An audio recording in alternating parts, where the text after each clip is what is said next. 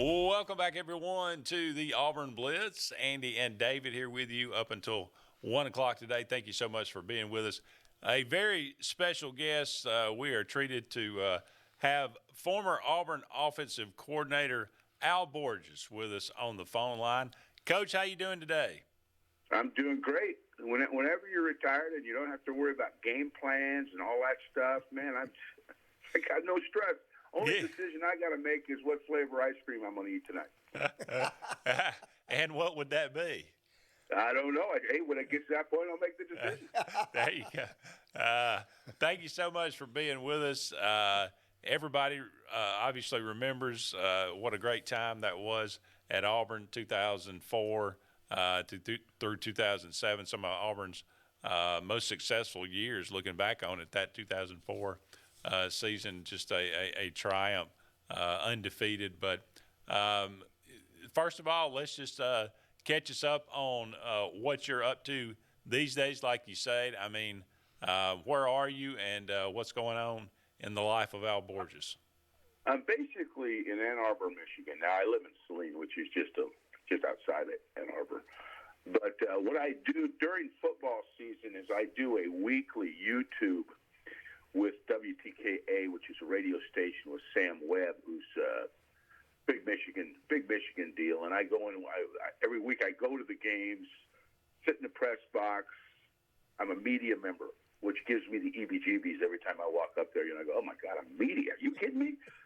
But so I watch a game. We get together Monday. We break the game down. I mean, almost like when I was coaching, man. I'm like 6 or 7 hours, and then we pick, I don't know, 7 to 10 plays. We do illustrations. We give you a deep dive into the offense, you know, and then we show it on either Wednesday night or Thursday morning. So it keeps me in football, keeps me on top of football, you know, which I really love. You know, even though I'm not coaching anymore, it keeps my mind stimulated. And I always said I wouldn't want the game to pass me by, and this gives me a chance to keep on top of the game. And then in the summers, my son is 17 now, so I've been coaching. I'm a baseball nut, always have been. And so I coach my son's, this year will be a 17U baseball team. So we'll go through about 2.5, 3 months of that. So that's kind of how I occupy my time. And then what I did, which we'll go into in a minute, I guess, is I wrote a book. So when you're coaching, you can't do any of the stuff I'm doing now. But now that I'm not, and I don't have to work 14 hours a day, I'm at liberty to do some things I never had a chance to do, which is really kind of cool. Coach, you're echoing my life exactly. You know, 30 years of teaching and coaching, living by a school bell on the high school, middle school level, and now I, like you, am also media. So, but I wanted to touch base on something. One of our regular guys that watches, John Coley, put a post on our Facebook, and I totally agree. I don't think anybody would argue that 2014 was absolutely loaded, but you did a phenomenal job of putting people on the field where they needed to be and getting them the football. And when you do that, it makes it a lot simpler. You didn't overcomplicate things. I always appreciated that about you. Of course, when I heard you at that coaching clinic, I needed a thesaurus because you were way over my head, brother. But just kudos for what you did with that team from an offensive standpoint. It was just a joy to watch. Well, I appreciate it. You know what's cool is when you get a team you can do that with. You know what I mean? Yeah. Because I had come from Indiana, and we were outgunned in almost every game we played. And I came to Auburn, and I remember coming to their winter conditioning when I interviewed for the job. And I'm walking around, and I see a 6'9" left tackle that weighs about 335 and moves his feet like a running back, Marcus McNeil. And then I go over to watch the running backs, and there's two guys that look like running back. I mean, real ones. So there's more than two, but there's two that stand out at you. There's a quarterback right out of Central Casting. He's 6'5". He can fling the ball. He's mobile. I mean, I'm going, I got to get this job. I mean, these guys are real. You know, so, and I remember thinking, I go, you know what? They had some problems the year before, a lot of turmoil. One of their problems was not recruiting, because they had recruited a team that was destined for success. They just had to put the right pegs in the right holes. Yeah, I talk about Jason Campbell. You go back to 2003, and he was good. You could see that there was a lot of talent there, but he just could never really put it together in 2002 and 2003. What was it about him? What was it about you coming into that team to unlock what was already there? I talk about this in the book quite a bit because Jason's such a huge piece. Jason played afraid to make mistakes. He didn't want to be the guy that lost the game, okay?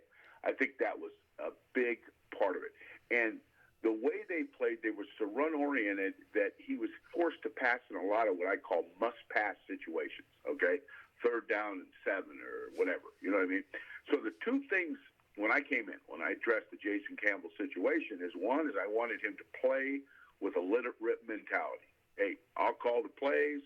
If you screw up, I'll take the hit. I'll tell them I made a bad call, because they'll believe that. I'm not very smart anyway, so they'll think, it's Borges screwed it up. And I want you we're going to put you in situations where you can complete passes on early downs and gain confidence and rhythm so that the game comes to you a little bit more. That was really the two things, is work with his psyche, because I coached I'm a big footwork nut. We coached that, but Steve Ensminger done a pretty good job of that before I got him. So it wasn't like he was a reclamation project. But I wanted to get his psyche straight, and I wanted to get him in more situations where he could complete some easier balls before he had to throw some tougher balls. Yeah, we obviously did that, Coach, and it was just a phenomenal year. Well, your whole time at Auburn was just fantastic, and you've always been one of my favorites. Well, let's switch gears and talk about the book now, because a lot of people are saying Al Borges wrote a book. What the heck's going on here? And Auburn fans. I'm going to tell you this beforehand. This is not Hemingway or Gresham. Let's be clear on that. All right. This book is written from a coach's perspective, like a coach. I told the publisher, I do not want stuff edited out of this thing. Now, you can fix the English and the sentence structure if you want, but do not mess with how I'm writing this book, because I want it to come across as a football coach. And I'll tell you that the inspiration and you mentioned it earlier, I brought my son back to Auburn because he wants to go to Auburn. My son never lost his Auburn juice. He was only like 3 or 4 when he was there, but he wanted to go to Auburn. And he still wants to go to Auburn. He knows more about Auburn than Philip Marshall does, okay? So I brought him back. I said, okay, I'm not going to watch the Michigan-Ohio State game, and I'm going to take you to the Iron Bowl. So we came back to the Iron Bowl. We had a blast. I mean, it was awesome. We did the radio thing with Jason and Ronnie before the game. But the thing that really stood out to me is it was like I never left, guys. I mean, 18 years ago, you think I was there yesterday. They all remember that season. And somebody stopped me and say something about, just like you just did. You guys just did, right? Well, when I got home, I knew one thing. My son still wants to go to Auburn. No one any doubt about that. But I thought, I got to have some kind of legacy, something to give back to these fans who have never forgot that time. So I sat down, I started hammering this out. I'm going to write a book. I had written a book on quarterback play back in 2000, but that book was for coaches. That was for coaches. That wasn't going to sell to anybody but coaches. So I said, I'm going to write this book for everybody, men, women, guys that played. Even if you don't have a strong interest in football, it's about a team synergy, okay? So I started writing. It took me 3 weeks to do the first draft. 3 weeks I'd hammered it out. I had kept 13 DVDs from every game we played. I went back over the DVDs, and you'd be amazed how many thoughts were triggered by watching the DVDs. I would watch a timeout where Jason would come over and talk to me. God, I remember what I told him there, and I'd write it down. So I still have a pretty good memory. I haven't lost that yet, but that really helped me through the whole thing. But that was really the inspiration for it. And it's about a third of it is a lot of stories. Stories that you can't get in other publications, because there's been several publications done on that season. But this is the stuff I'm going to say is not in any other book. Okay, it's on the sideline, it's in the huddle, it's in the locker room, it's in our meeting rooms. So you get a flavor that you won't get in any other publication, and it's written like a coach. So I say things in the book the way I said them on the field. Now, some of the stuff, there's a few words in there that I'll say they're PG, okay? But I did not want to belie the authenticity of the situation, if that makes any sense to you guys. I wanted it to be real. So, and then I go through the 13 games and tell you the thought process on play calling, what we did going into the game, the lead up to the game, and I think for the Auburn fan it should be really intriguing, but for the average football fan it should be interesting. If you're not even really an Auburn fan, I think there's some interesting stuff in there that I think people will find compelling. Deny of the Tiger, the title of the book, correct? Deny the Tigers, and it's a play on words because of how it went down. We didn't have a chance to play for it, and we use, I do a build up to that. How we started number 17 and finished number 2, and did get a chance to play for it, and all the hype that went with that. And we started the season. Nobody they didn't think we were going to do anything. And by the time it was over, there was more noise than you couldn't block it out anymore. Because we were getting game day there. I think game day came and saw us 3 different times. They would have done 4, but I think Hurricane Ivan kept them going to the LSU game. So, we started getting a lot of attention, and with that came some pretty cool deals, but a lot of distractions too. Well, Al, we got to take a commercial break. Do you mind waiting through the break and coming back? We got to take a commercial break. Do you mind coming back for another? Yeah, feel free. You're good, guys. Do you mind coming back for another segment? Not a problem. All right. We're going to take a break. We're going to come back with Al Borges. More to come on the Auburn Blitz right after this.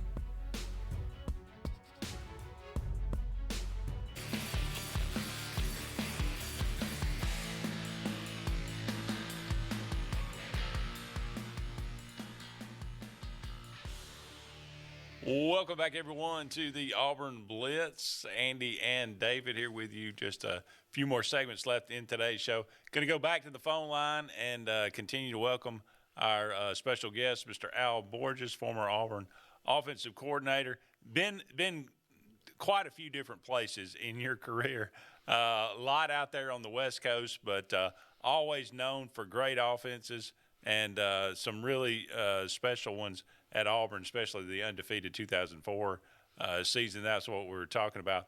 Let me ask you this, just at a personal, you've been coaching since 1975 as an assistant there at Salinas High School. Never a head coach. I cannot believe that was not by design. Just never wanted to be a head coach, or? Well, no, I actually interviewed for 6 different head coaching jobs at one time or another. I interviewed for 6 head coaching jobs. I interviewed for 4 NFL coordinator jobs. But, I could never get a fit, And the funny thing about that job is the questions they ask you in an interview are completely different than the questions they ask you when you're the coordinator. They want to know about how you're going to handle crisis management. What are you going to do if 5 guys get in a bar fight? What's going to happen if one of your players' girlfriends turns up pregnant? What are you going to do? There's so many issues. It's a completely different job description. So maybe I wasn't as good an interview as a head coach as I was for a coordinator. I don't know, But I had some things on the line over the years that just never really worked out. But I got to be honest with you, that didn't really bug me that much because I was very happy with the way my career went. I don't have buyer's remorse on the head coaching thing, So, God has a way of setting your path and making it right, and I feel like I lived a dream, so I'm not complaining. Coach, that's exactly what I was thinking. You're a coordinator. Not that you wouldn't have been a head coach, but you just did such a masterful job as a coordinator, and God had your path planned, and it was a wonderful career. And what we need to get you to do now, if your son comes to Auburn, he needs to come on back down here to the sunny South and join us at the loveliest village on the plain. That's what. Yeah, I can promise you I'll spend some time. I got to talk about that a little bit too, and this is because this is something that comes up in the book. And when I came to Auburn, guys, I'm a long way. Let's just say this: Salinas, California, where I'm from, is a long way from Auburn, Alabama, in more ways than just miles. Okay, so when I came in, I use this analogy in the book, and it goes into more detail than I'm going to. But if you ever watched the movie My Cousin Vinny, I was Vinny Gambini. Okay, I came in and I didn't know how to dress. I didn't know how to talk. I didn't know what people ate. I was just like, there's a culture adjustment that went beyond just the coaching. Okay, and then you're coaching Southern kids who love football, but they're different. I mean, they reply with yes, sir, to everything you say. Even if they're not really listening, they still say yes, sir, So it was an adjustment. But the cool thing is it was a nice adjustment because I knew the kids I was coaching and the environment that I was in really, really cared about football. I found somebody that had the same passion that I had, and that's what made it really cool. But if I told you that I hit the ground running from a cultural perspective, I'd be lying to you. Well, let's hit the book again now. Deny the Tiger. This is in the works of being published. Now, tell us the kind of the projected date that it's going to come out, and how we're going to be able to get a copy of this.